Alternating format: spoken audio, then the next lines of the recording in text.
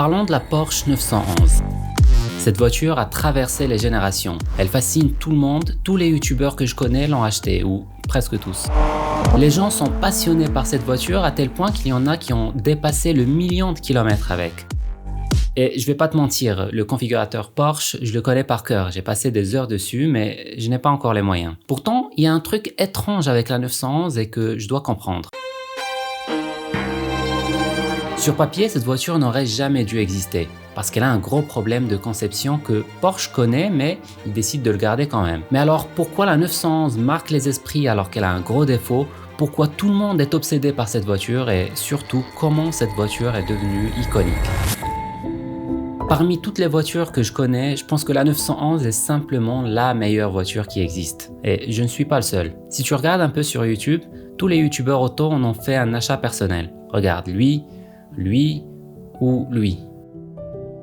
Pourtant, tout le monde est d'accord sur une seule chose. La 911 n'est pas parfaite. Elle est excellente à tous les niveaux, mais pas la meilleure sur chacun des aspects. Par exemple, elle n'est pas aussi rapide qu'une Tesla ou une Ferrari, mais elle reste très proche.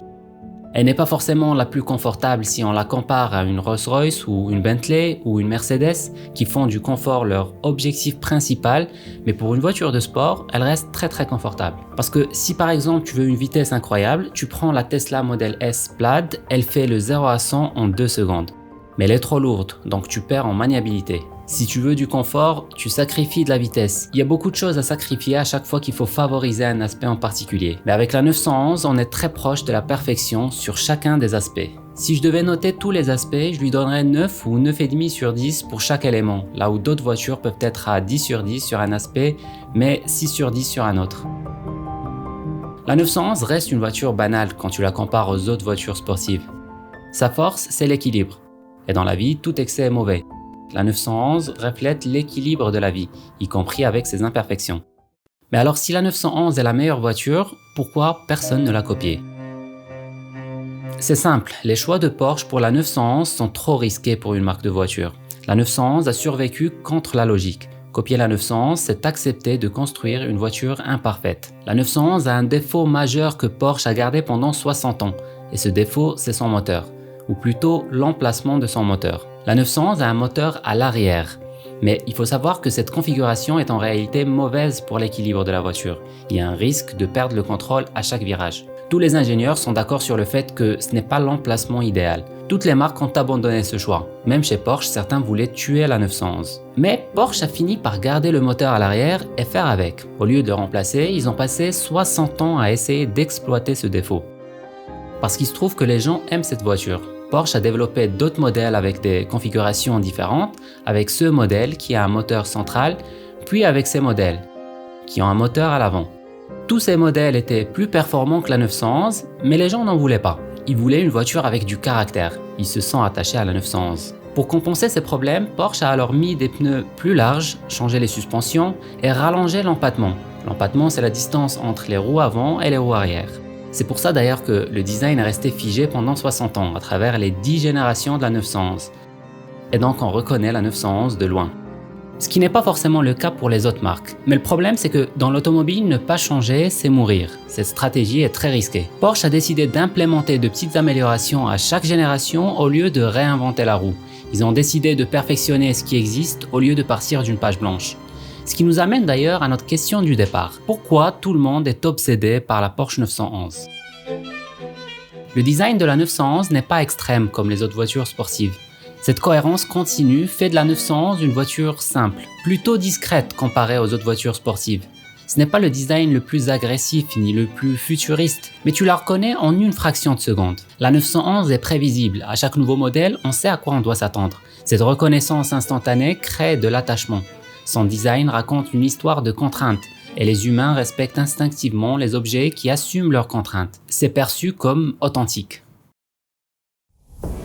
Le perfectionnement de l'existant fait de la 911 une voiture extrêmement fiable. Porsche apporte de petites améliorations pour en faire un modèle toujours plus performant, toujours plus fiable, plus confortable et plus désirable. D'ailleurs, la 911 est l'une des rares voitures qui a déjà fait ses preuves sur circuit, sur route ouverte et hors piste. sans jamais changer d'architecture avec des victoires répétées aux 24 heures du Mans, une domination en GT Racing et des records en Nürburgring. Et pourtant, c'est une voiture qu'on peut conduire tous les jours. Tous les millionnaires qui ont des Ferrari et des Lambo roulent avec très rarement. Ces voitures restent dans le garage à prendre la poussière. Les Ferrari ne sont pas faites pour rouler beaucoup de kilomètres par construction, alors que les 911 sont des voitures faites pour qu'on les conduise tous les jours. C'est une voiture suffisamment confortable et pratique pour que ça fasse l'affaire, avec son coffre qui prend au moins 2 petites valises pour un week-end et ses sièges arrière pour les enfants. Ça fait de la 911 une voiture que les amateurs de voitures sportives conduisent régulièrement. C'est une voiture faite pour les gens qui aiment conduire. La rareté de certains modèles alimente encore plus la hype, comme la fameuse GT3 RS. Elle coûte 250 000 €, mais peu de personnes peuvent l'acheter. C'est comme les sacs Hermès, mais là on parle de voitures à 250 000 €. Pour avoir la possibilité d'en acheter une, il faut acheter au moins 2 ou 3 Taycan pour peut-être avoir une allocation. Les Taycan, ce sont les modèles électriques de Porsche qui n'arrivent pas à vendre. C'est vraiment réservé aux ambassadeurs de la marque. L'autre possibilité est de l'acheter en occasion, mais à 400 000 €. Il n'y a que les youtubeurs connus qui ont réussi à s'en procurer une. Et on comprend pourquoi ça fait de la publicité gratuite à Porsche. C'est normal. Globalement, la 911 est iconique parce qu'elle n'aurait jamais dû marcher.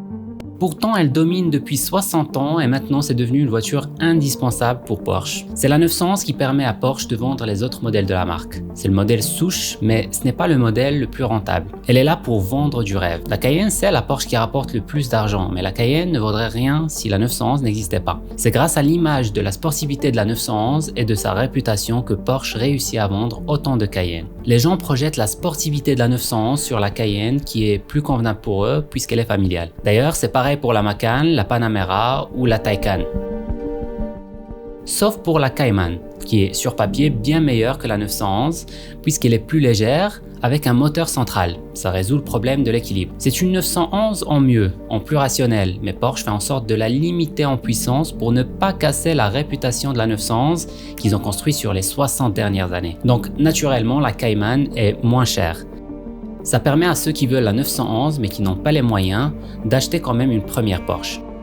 La Porsche 911 est la voiture qui a trouvé l'équilibre parfait entre performance, confort et utilité. Mais c'est aussi une voiture qui a du caractère, qui n'est pas parfaite, parce que l'imperfection assumée devient un avantage. Elle est iconique parce qu'elle prouve qu'en automobile, comme dans la vie, ce n'est pas la perfection qui gagne, c'est la cohérence.